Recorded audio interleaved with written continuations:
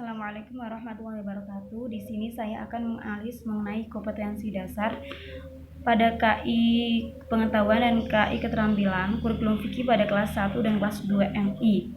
Di sini pada kelas 1 MI, guru menggunakan buku paket atau buku guru Kemenak tahun 2014. Yang di sini disesuai KMA nomor 135 tahun 2014, di semester ganjil ada 6 KD. Nah, pada di buku paket tahun 2014 ada 5 KD. KD 1 dari pengetahuan itu sudah sesuai. KD 2 dari pengetahuan juga sudah sesuai. KD 3 dari pengetahuan ini sedikit berbeda. Padahal ini sudah sesuai. Hanya saja yang membedakan hanyalah kata kaifiah dan tata cara. Padahal maknanya sama, mungkin di buku paket atau buku guru tahun 2014 ditulis tata cara supaya peserta di kelas 1 MI dapat memahami dengan mudah. Selanjutnya KD 1 dari keterampilan ini keduanya berbeda karena materi KD pertama ialah rukun Islam. Di sini di buku paket atau buku guru Kemenak tahun 2014 malah mensimulasikan tata cara bersuci dari hadas dan najis. Padahal itu seharusnya terletak di materi KD ketiga. Berarti KD 1 dari KI keterampilan sesuai KMA nomor 135 tahun 2014 di buku paket Kemenak 2014 tidak ada. Sebagai seorang pendidik harus memiliki lebih dari satu buku paket, sebab tidak menutup kemungkinan bahwa ada di buku paket yang lain. Selanjutnya KD 2 dari keterampilan. Di sini berbeda lagi antara di KMA sama di buku paket. Yang mana perbedaannya terletak pada KKO yang digunakan. Menurut saya di buku paket atau Kemenak yang menggunakan kata menyajikan itu terlalu berat bagi kelas 1 MI karena peserta didik yang berusia 6-7 tahun belum mampu mengkomunikasikan gambar atau tulisan. Maria Montessori berpendapat bahwa usia 6-7 tahun merupakan periode sensitif atau masa peka pada anak, yaitu suatu periode di mana suatu fungsi tertentu perlu dirangsang, diarahkan sehingga tidak terhambat perkembangannya. Misalnya masa peka untuk berbicara. Pada periode ini tidak terlewati, maka anak akan mengalami kesukaran dalam kemampuan berbahasa untuk periode selanjutnya. Jadi memang rentan ya ketika anak usia 6-7 tahun disuruh untuk menyajikan gambar atau tulisan. Dan di KMA nomor 135 tahun 2014, mengapa menggunakan kata melafalkan? Kalau menurut saya karena kelas 1 MI memang ranah keterampilannya ialah baru tahap melafalkan. Yang mana proses pelafalan tersebut dilihat atau didengar atau ditiru dari seorang guru. Lanjut di KD 3 dari keterampilan ini di KMA sama di buku paket berbeda. Nah, di sini yang mana tidak ada KD 3 dari KI keterampilan di buku paket. Sebenarnya ada, tetapi peletakannya yang berbeda. Sebab KD 3 ini diletakkan di KD 1. Sebaiknya di sini seorang guru dituntut mencermati secara runtut antara KD di KMA nomor 135 tahun 2014 dengan di buku paket tahun 2014 yang dimilikinya. Apabila materi tersebut terbalik dan itu masih dalam tahap semester, maka seorang guru dapat menyikapinya dengan cara sejak dari awal mengajar harus benar-benar berpedoman sesuai KMA nomor 135 tahun 2014 atau memiliki buku paket yang tidak hanya keluaran atau terbitan tahun 2014. Jadi kesimpulannya di sini, KD pada semester ganjil kelas 1 MI ini buku paket atau buku panduan yang dijadikan pegangan guru seperti buku paket atau buku guru Kemenak tahun 2014 ini KD-nya masih terbolak-balik dan sebaiknya guru memiliki buku paket yang lain sehingga memudahkan guru ketika KD tidak sesuai dengan KMA. Nah, untungnya materi yang kebolak-balik itu masih dalam satu semester dan bisa disampaikan oleh guru walaupun tidak runtut. Sekarang analisis KD di sini analisis materi KD dalam semester ganjil kelas 1 ini sudah sistematis. Karena misalnya di KD 1 dari pengetahuan mengenai rukun Islam, kemudian di KD 2 pengetahuan mengenai syahadatain.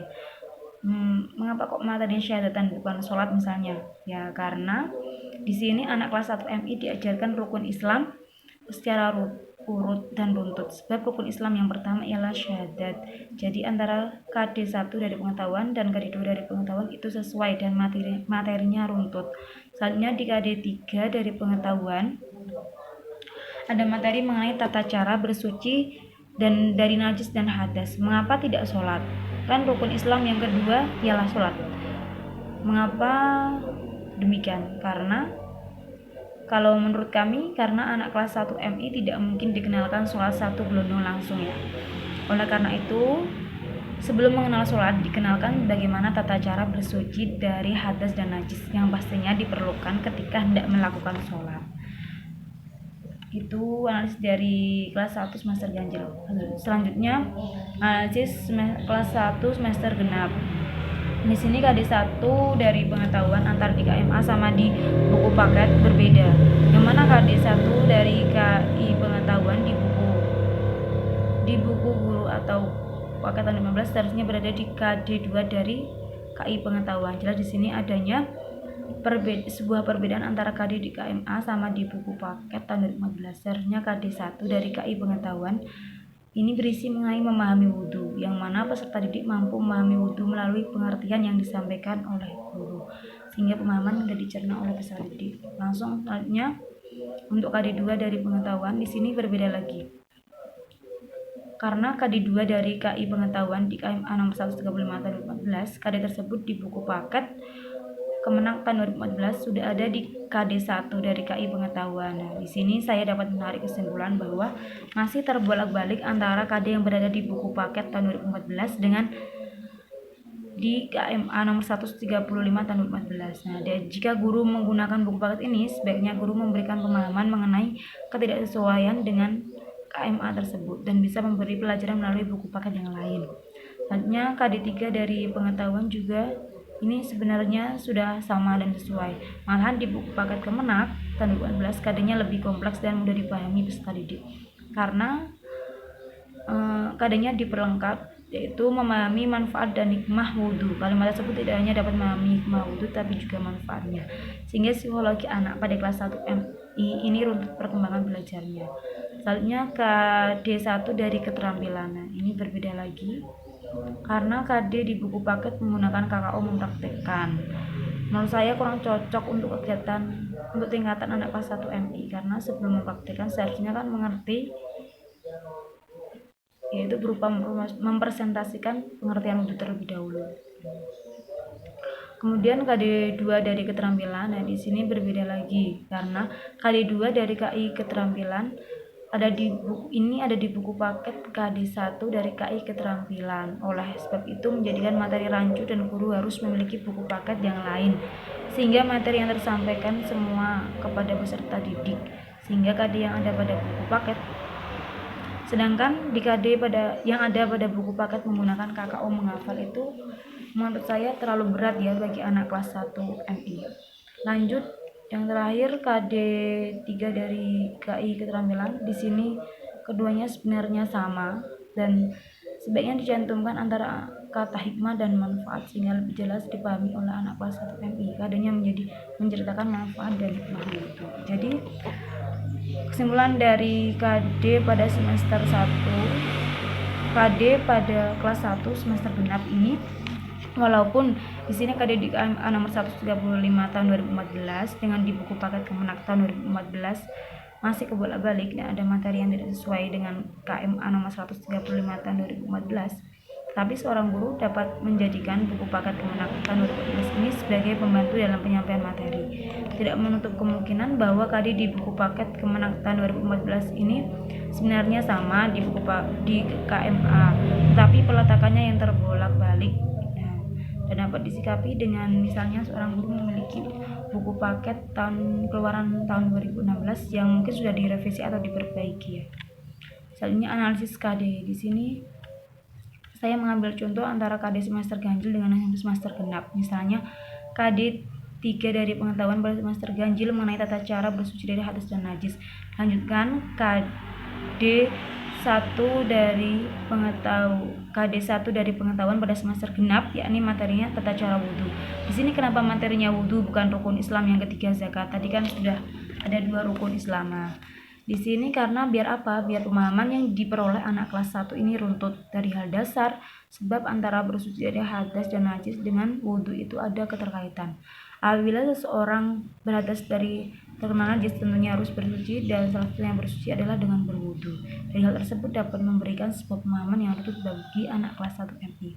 Selanjutnya analisis KD pada KI pengetahuan dan KI keterampilan pada kelas 2 MI ya. Di sini guru menggunakan buku paket atau buku panduan Kemenak tahun 2015.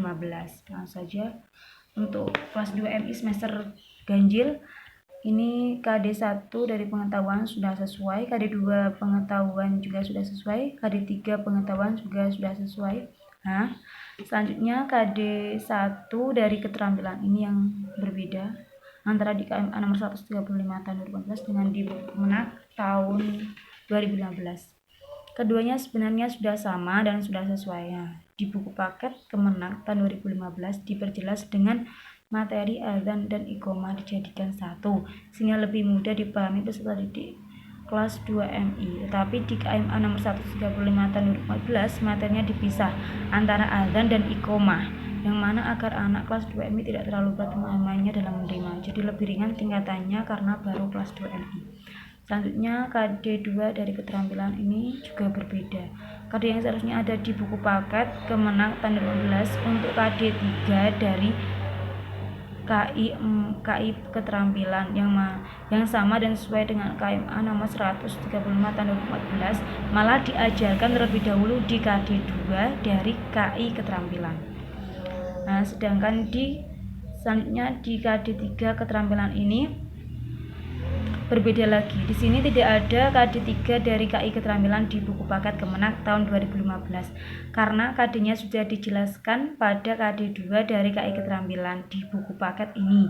Jadi KD-nya tetap dijelaskan oleh guru walaupun tidak sesuai dengan KMA nomor 135 tahun 2014. Jadi kesimpulannya untuk kelas 2 MI semester ganjil ini menurut kami ialah materinya sudah runtut dengan KMA nomor 135 tahun 2014. Walaupun di buku panduan Kemenak tahun 2015 KD-nya masih kebolak-balik, tetapi sudah sebagian besar KD-nya di buku paket Kemenak tahun 2015 mencakup KD yang sesuai dengan KMA nomor 135 tahun 2014. Analisis KD-nya saya mengambil contoh pada KD 1 dari pengetahuan mengenai adzan, selanjutnya KD 2 dari pengetahuan mengenai iqomah, dan KD 3-nya dari pengetahuan mengenai sholat fardu. Sudah jelas dari ketiga KD tersebut dapat dipahami anak kelas 2 MI karena materinya runtut, materi adzan, setelah itu iqomah, karena memang dalam fikih itu sudah ketentuannya. Kemudian setelah adzan dan iqomah pasti mengerjakan sholat fardu. Selanjutnya untuk analisis kelas 2 semester genap. Untuk KD 1 dari pengetahuan sudah sesuai, KD 2 dari pengetahuan juga sudah sesuai, KD 3 dari pengetahuan sesuai, KD 1 dari keterampilan sudah sesuai, KD 2 dari keterampilan juga sudah sesuai, dan KD 3 dari keterampilan juga sudah sesuai semua. Jadi pada semester genap ini kelas 2 ini ada 6 KD dan sudah sesuai antara di KMA nomor 135 tahun 2014 dengan di buku paket atau buku guru Kemenak tahun 2015. Analisis saya pada kelas 2 semester genap ini, dalam semester genap kelas 2 ini juga runtut materinya. Materi antar KD dalam semester genap kelas 2 ini juga runtut.